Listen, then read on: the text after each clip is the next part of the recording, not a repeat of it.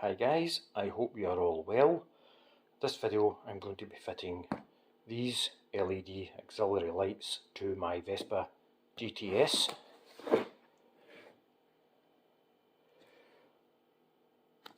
I got these from AliExpress at half the price that they were selling them on Amazon for. So we'll do a quick unboxing video first. There you go, told you to be quick. Comes with a wiring harness along with inline fuse, relay, waterproof connectors and battery terminals. There's also a switch which says it's waterproof. Yeah, right, we'll see that. Some mounting brackets, various nuts and bolts to bolt it onto your frame, light guards, these are metal, very good, and the two lights. The two lights come with male and female sides to the connectors, so if you wish to wire them up to another set and not use that wiring harness, you can.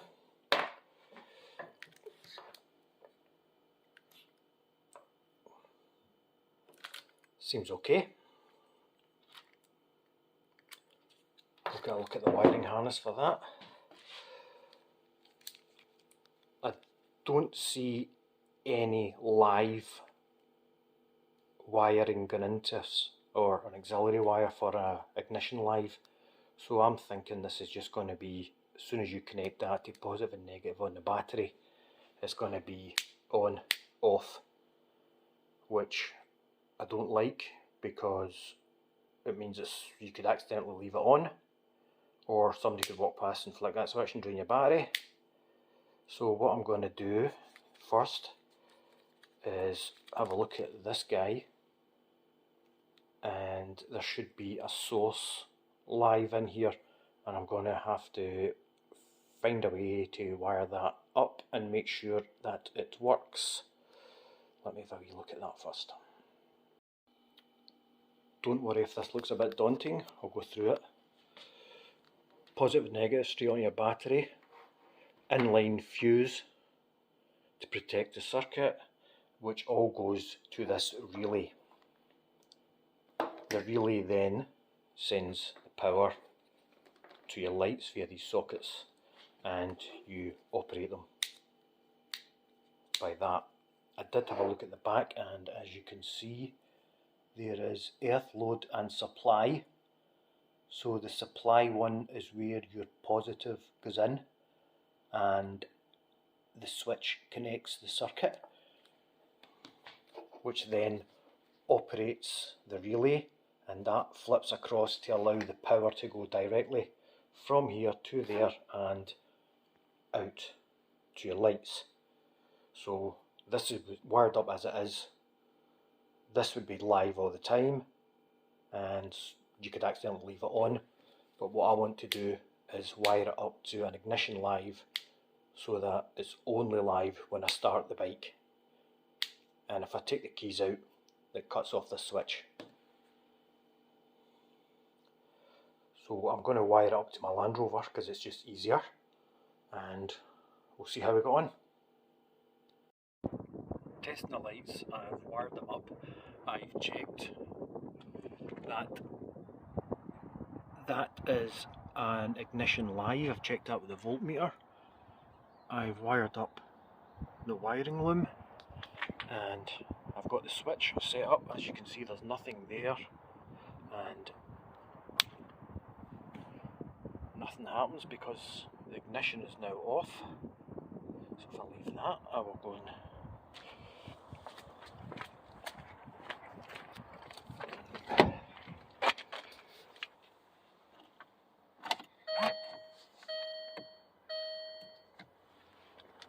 ignition on.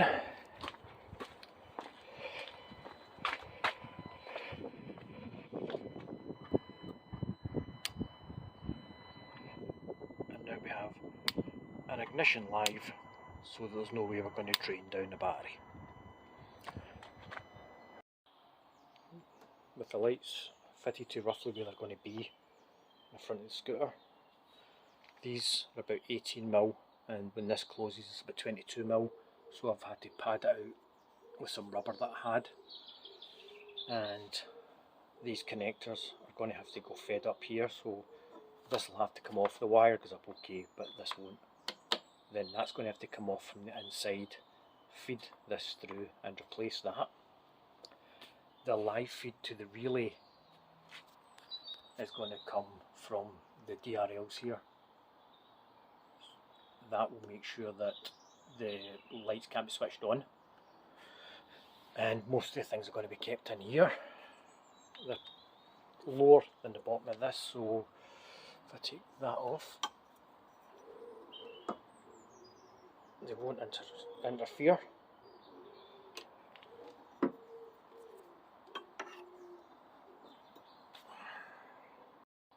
On a side note regarding the DRLs and indicators, I'll probably at one stage change these over to, I've seen ones that the DRLs switch off when the indicator comes on, so I'll probably need to get two wiring looms, wire this one to that DRL, so that when I put the indicator on, this will switch off and that will switch off, and that just makes this whole side of the scooter dark and easier for anybody coming along to see that indicator, especially on the off side if I'm turning right, to let drivers know that I'm turning right, and these won't interfere with them being able to see that bulb flashing, because it's not the brightest in the world. Now I've got the centre part off, it's just a matter of prising those little lugs and pushing it through. I'm just using a piece of trim tool to do that. It will go in, but it's not for the faint hearted. This little lug is catching, so you're kind of putting it in that way and then rolling it, and with the prying tool lifting it up, pressing down to flip it to go right in. It is a wee bit jiggery pokery, but it will go. So that's your starting position, and then you're just sort of rolling that top towards you until it fits in. Halfway through, it does catch on those wee parts, but it will get pushed over. Phillips head screwdriver just takes out the only one screw, and then luckily the little LED strip down here is wired by black and yellow and black, and it has a little connection on it. Just lift that wee lug up and these two come apart. So what I'm going to do is connect this back up and switch on the scooter, and I'll put a voltmeter on here to find out which one's going to be live, and that's the one I'm going to take a feed off. Switched on, running lights are on, earth's there, and I'm going to do the bottom wire and try and show you nothing. And if I go to the top wire, which is a yellow and black, there you go, 11.8, fantastic. So the live is the black and yellow, if anybody's interested. I'm actually going to take my live from the scooter side of the socket so that I can unplug this as well as unplug the spotlights and take everything away, and all the internal wirings will still be there. I've checked this with the voltmeter as well, and it is the middle one, still yellow and black. Another test, dry run. Lights are attached to the battery, which comes down to the relay. The two lights are connected to the spotlights, and I've taken apart the switch again, and the trigger switch is into the centre of that. The ignition's on, and if I flick the switch, that light comes on. I don't know if you can see that. And also So it all works. I wasn't sure if that was going to carry enough to fire the relay, but it does. So I'm now going to take a splice off of that and wrap this through it, feed the rest of it through there and up to connect to, put a hole in here, put the switch in here. I've now spliced into the black and yellow with a red wire, and I've placed the switch wire coming up the top. It's going to come out here, button's going to be about here to switch it on and off. I've replaced the heat shrink and the little speed terminals come off these at the end, so I've had to strip them down. I'll get some new speed terminals and put them on, reconnect it all back up, and then we'll start to hardwire the battery wire down here. Okay, so in order to get access behind this shield, we're going to have to take this whole part off and feed the electrical positive and negative to the battery down behind that and wire it up. Torx sizes are 25 and 30. You need to take off these knee pads, we'll call them, there and here.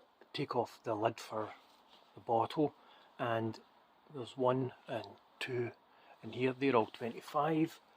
The one in here is a 30, and there's 2 here which are different sizes. So the smaller one goes to the inside, longer one to the outside, 2 on this side, 2 on that side. I won't show you me struggling with this because there's better videos on YouTube by Robot and Scooter Bud, so check out theirs if you want to see them taking it off. It turns out, guys, I didn't need to remove the whole backing. You can see I put a piece of wire chasing down the main wiring loom. That wire then chases down, sorry, it's out of focus, and that's the main wiring loom, and it sits beside it. It then pops out of the centre channel and allows me access to the battery. Now, challenge number 1 is going to be, this is way too big. This is way too big, the fuse, to go through that, so I'm going to have to cut it here, put an extension to go all the way through and join it back up at this end. Well, the guide wire done its job. It's pulled the positive and negative all the way through. This is a join, so there is enough wire. I did need to add all this, but that's hey ho, there you go. I'll trim this back off, join it back up to this one with a terminal, and then connect that up to the positive and the black, which is the terminals, round terminal parts under here. You can just see, connect that up.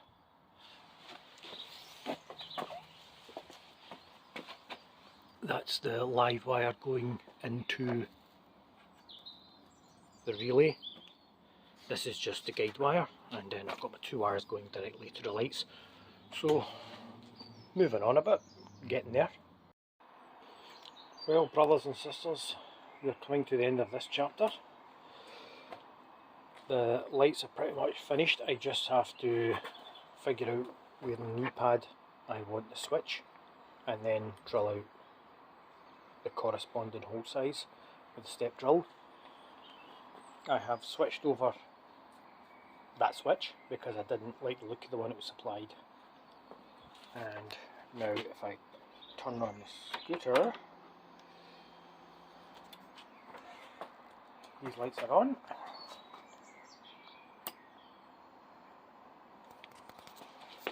That is on. And